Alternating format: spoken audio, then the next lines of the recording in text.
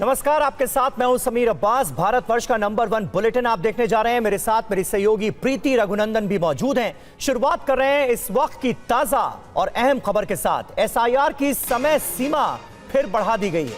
6 राज्यों में चुनाव आयोग ने एसआईआर के लिए और वक्त दिया है। यूपी में 26 दिसंबर तक एसआईआर की समय सीमा बढ़ा दी गई है, यानी इस तारीख तक 26 दिसंबर तक लोग एसआईआर प्रोसेस के तहत अपनी जानकारी चुनाव आयोग को दे सकेंगे। यूपी में 31 दिसंबर को प्रकाशित होगा draft roll. MP, Chhattisgarh, Andaman में 18 दिसंबर तक, तमिलनाडु, गुजरात में 14 दिसंबर तक ये समय सीमा बढ़ा दी गई है। पीयूष पांडे हमारे सहयोगी इस वक्त हमारे साथ जुड़ गए हैं। एसआईआर की समय सीमा में इजाफा किया गया है पीयूष, और इसके पीछे दरअसल चुनाव आयोग की मंशा क्या है, जरा बताएं। बिल्कुल समीर, देखिए, जो राज्यों के चुनाव अधिकारी थे उनकी तरफ से ये मांग की गई थी चुनाव आयोग से कि काम पूरा नहीं हो पा रहा है ठीक तरीके से, और ऐसी स्थिति में चुनाव आयोग को इस मामले में तिथि को बढ़ा देना चाहिए, और चुनाव आयोग ने आज वही किया। क्योंकि तमिलनाडु और गुजरात की जो रिवाइज्ड एमोनेशन फॉर्म जमा करने की तिथि है वो 14 दिसंबर रखी गई है, जबकि मध्य प्रदेश में यही तिथि 18 रखी गई है, छत्तीसगढ़ में भी 18 दिसंबर रखी गई है, और अंडमान निकोबार में भी 18 रखी गई है। इसके अलावा उत्तर प्रदेश में सर्वाधिक बढ़ोतरी के साथ 26 दिसंबर रखी गई है, और जो रिवाइज्ड ड्राफ्ट रोल आएगा वो अलग अलग तिथियों में रखा गया है। जैसे उत्तर प्रदेश में 31 तारीख को आएगा। इसके अलावा अन्य अलग अलग तिथियों में सभी ड्राफ्ट रोल आएंगे, और उसके बाद आगे प्रक्रिया जो फाइनल रोल के लिए होगी वो अपनाई जाएगी। तो इसके पीछे की सीधी वजह सिर्फ इतनी थी कि जो चुनाव अधिकारी हैं राज्यों के, उनकी ओर से ये मांग की गई कि अभी काम पूरा नहीं हो पा रहा है, तो ऐसी स्थिति में चुनाव आयोग जो समयावधि है वो बढ़ा दे। बहुत शुक्रिया पीयूष आपका इस जानकारी के लिए, इस अपडेट के लिए। और इस बीच एसआईआर के खिलाफ ममता बनर्जी का आपत्तिजनक बयान आया। इस एसआईआर का नाम पर माताओं बहनों के हक छीनने की तैयारी हो रही है। ममता बनर्जी ने कहा, महिलाएं अपने अधिकारों के लिए लड़ें, किचन के सामान का महिलाएं इस्तेमाल करें, पुरुष पीछे से महिलाओं का साथ दें। ममता बनर्जी ने ये बात कृष्णा नगर में रैली को संबोधित करते हुए कही है। মা বোনদের অধিকার কাড়বে, তারপরে নির্বাচনে দিল্লির পুলিশ নিয়ে এসে মা বোনেদের ভয় দেখাবে কি? মা বোনেরা নাম কাটলে বাড়িতে সব জিনিসপত্র আছে তো, যেগুলো দিয়ে রান্না করেন আছে তো, প্রাণে শক্তি আছে, নাম কাটলে ধরবেন তো, ছেড়ে দেবেন না তো? মেয়েরা সামনে লড়াই করবে আর ছেলেরা পেছনে থাকবে।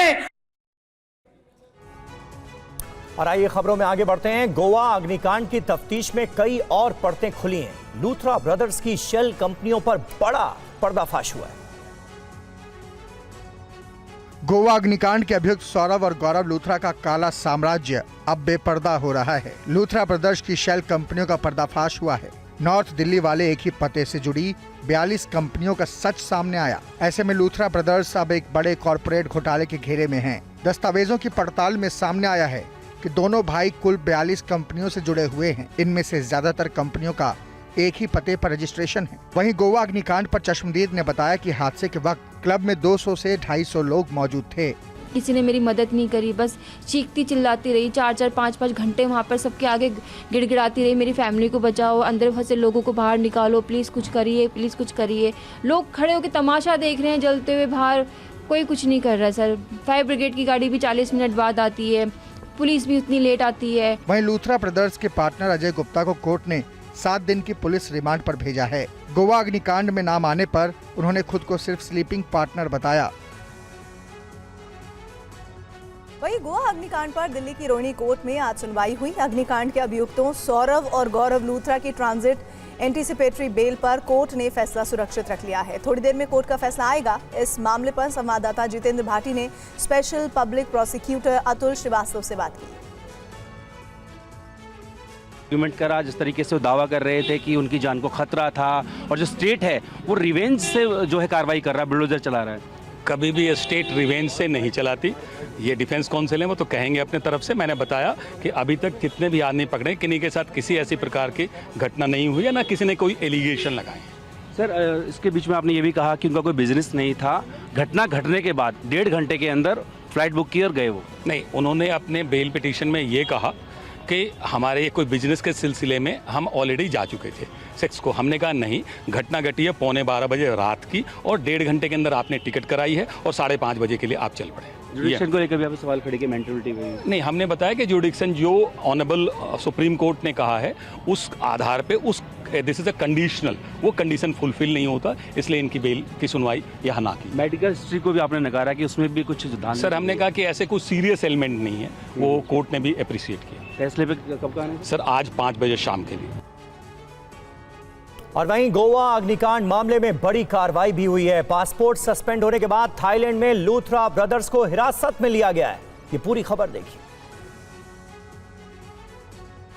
गोवा अग्निकांड की तफ्तीश में कई और परतें खुली हैं, तो अब इस मामले में बड़ा एक्शन हुआ है।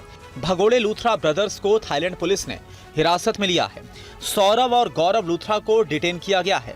अग्निकांड के बाद लूथरा ब्रदर्स थाईलैंड फरार हो गए थे।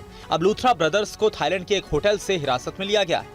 इन दोनों अभियुक्तों के खिलाफ लुकआउट सर्कुलर जारी हुआ था। इसके बाद एजेंसियां थाई सर्विसेज के संपर्क में थी।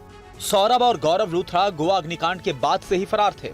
वहीं गोवा के मुख्यमंत्री प्रमोद सावंत ने फिर कहा है कि जांच रिपोर्ट 8 दिनों में आएगी और जहां पर भी नियम तोड़े गए वहां ध्वस्तीकरण किया जाएगा। तो जिसका वायलेशन किया हुआ था उन्होंने, इसलिए उनका हमने ऑलरेडी डेमोलिशन किया है। बाकी भी किसी का वायलेशन इस तरह से मिला तो हम उसका डेफिनेटली, जो हमने ज्वाइंट एनफोर्समेंट कमेटी जो बिठाई है, उनका रिपोर्ट आने के बाद इस तरह के वायलेशन दिखे तो उसका डेमोलिशन हो जाएगा। हादसे से सबक लेते हुए गोवा में ज्वाइंट इंस्पेक्शन मॉनिटरिंग कमेटी ने परनेम, बारदेज और तिसवाड़ी तालुकाओं में कई क्लब्स, बार, रेस्टोरेंट का निरीक्षण किया।